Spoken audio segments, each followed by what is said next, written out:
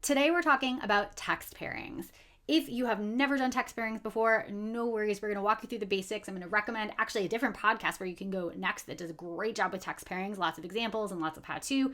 And then finally, I'm going to talk about where I like to search, kind of the text libraries, so to speak, that I like to search for when trying to select something to pair with a core text. Here we go.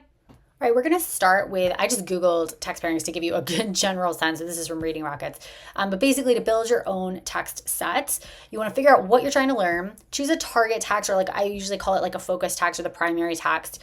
It could be, again, they talk about this. It could be a textbook chapter, a work of literature. I like doing a primary source document from a social studies lens, but something that's going to be like primary and challenging.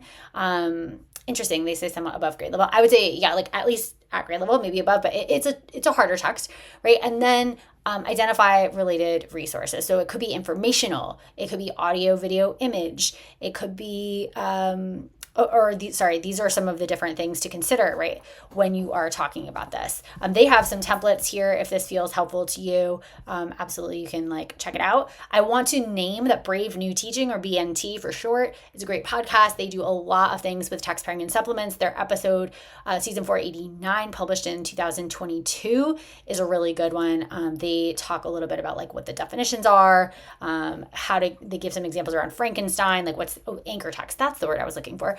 What's the anchor text, and then kind of what are the other things. They talk a little bit about connections to essential questions as well, and they have a ton of resources for you as well here.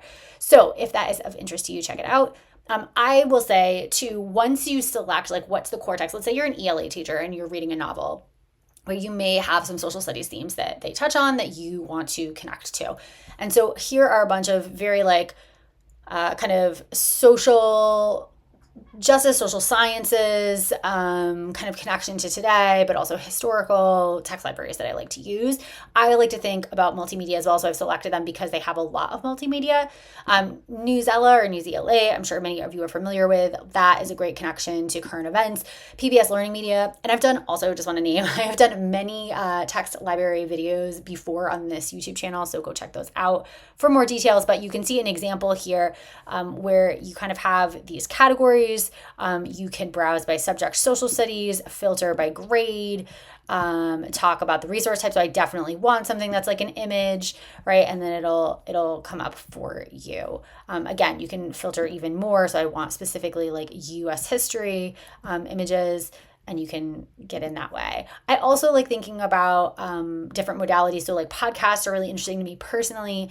And I also think about students who commute long distances, who might be able to listen on the commute, and different like access points for students within all of this. So various ideas. Learning for Justice has some great ones. Facing History and Ourselves, Zen Education Project, PBS Learning Media, Newsela, some various podcasts that I like. Pod Save the People is on a hiatus as of this recording in July 2026, but hopefully they'll be back. Code Switch and Throughline are great for social issues. Teaching Hard History, of course, and Intersectional Humanities and On the Issues are feminist podcasts, intersectional feminist podcasts. But anything that you know of, like where's your go-to kind of source for interesting stuff?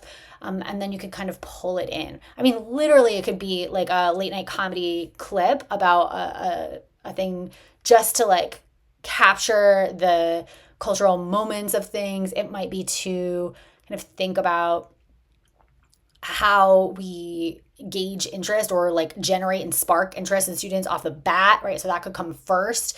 And then you could do kind of a deeper text pairing with something like this. So get creative and let me know what you come up with. We'll be linking the unit dreaming templates or outline for you in the description as a free resource to help you get started on building unit around some text pairings. So feel free to check that out. And if you're interested in some examples of how to use this template, feel free to check out past podcast episodes. I think 2 years ago, maybe 2024, the summer of 2024, maybe 2023.